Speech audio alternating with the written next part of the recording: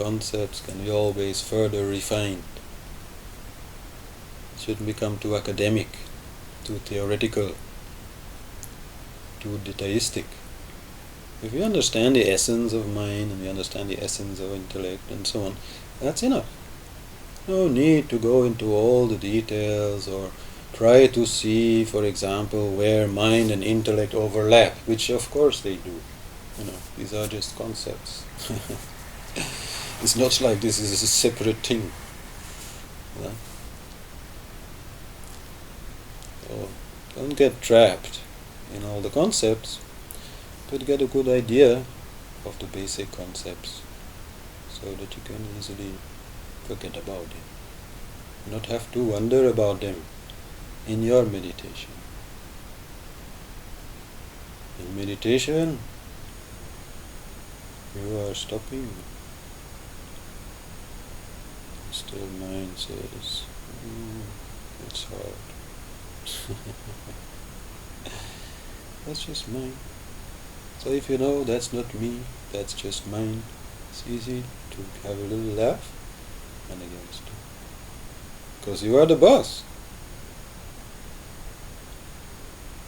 So you stop now.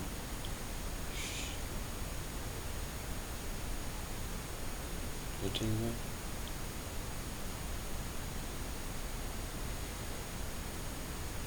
So we have to a little bit search ourselves, study ourselves. But of course not in the therapeutic sense.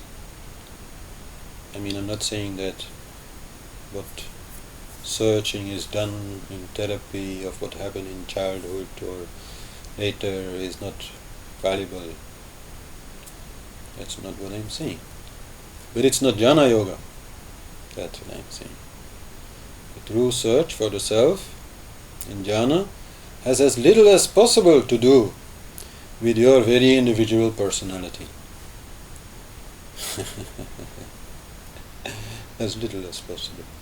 And as much as possible to do with you, your inner being, your inner self, your inner silence, your inner peace, your inner happiness.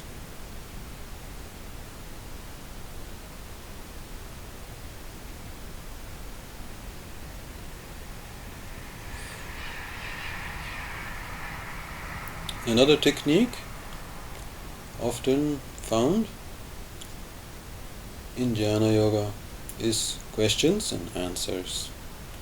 Like I said, those books of Nisargadatta and Ramana or Papaji also, they are full of it.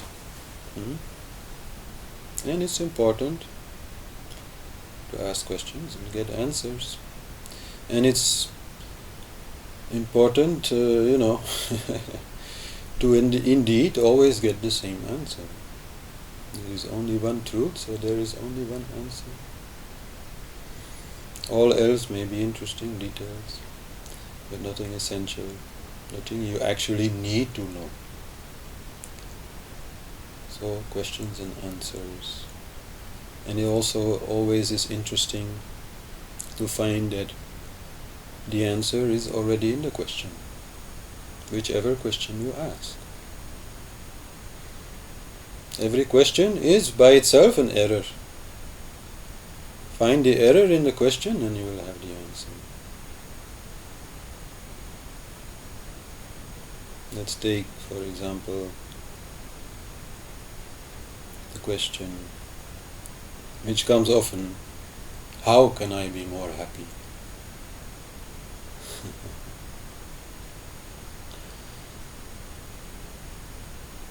It's a stupid question. Because you are happy. That is the error which is there. And if you see the error, then you see you are happy. That is a simple answer. Don't question it. Shut up. There's some Johnny games, very entertaining.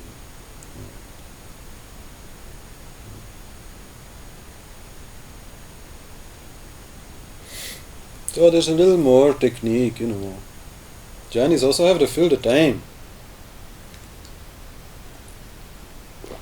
So try out different things. And one of the things actually you can easily do is true happiness. As I said, we are all happy. Nothing wrong.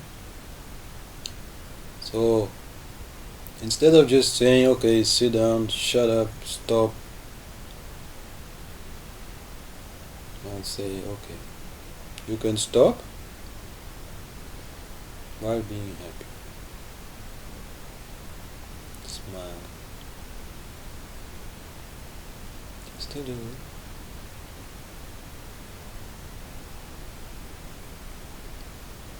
Stick to the happy feeling.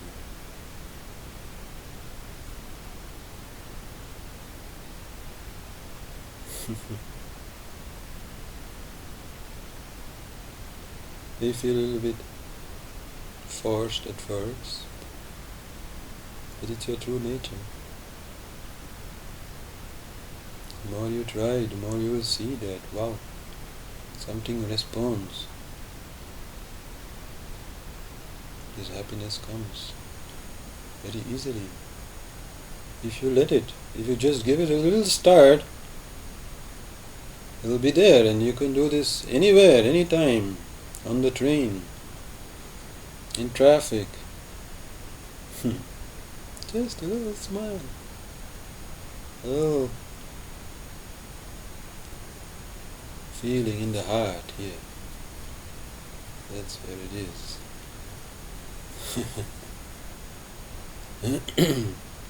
It's always there. I mean, once you start with that, you have to start being a little careful, because people will think you're crazy, or a drug addict or something. Because once you start there, you can go around smiling all the time.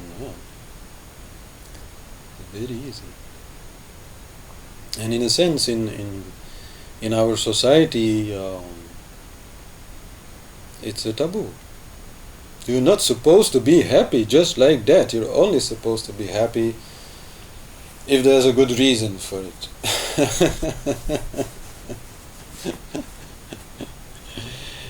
No, we can be really happy without reason.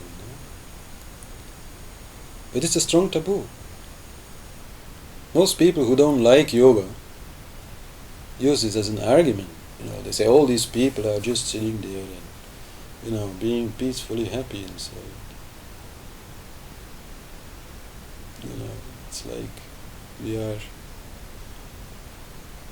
forcing ourselves to be happy, or just imagining that we are happy. And in a way, in this exercise, this is so. Just a little bit in the beginning, just to get there. Yes, you make just this very little effort, but once it is established, no more effort needed, because it is only natural.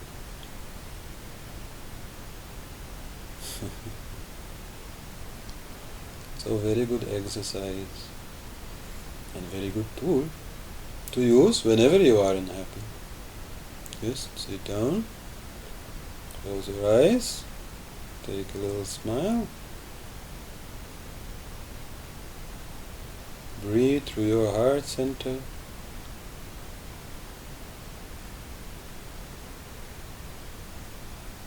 Happiness will come.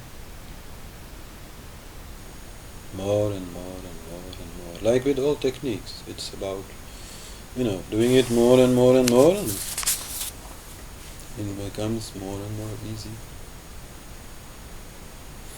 But don't overdo it. I mean, you get the tendency to start laughing and dancing, but then it'll go. Because then you're using too much energy. That doesn't work. Also in meditation, this can be a focus, this ananda, this bliss, but it's a peaceful happiness. And you get too much into it and say, oh wow, fantastic. and you start thinking, no? Then you can lose it. There's nothing wrong, you can always go back. But if you want to stay there, you have to, be content with a little bit of happiness on an ocean of peace. Be a happy, peaceful ocean.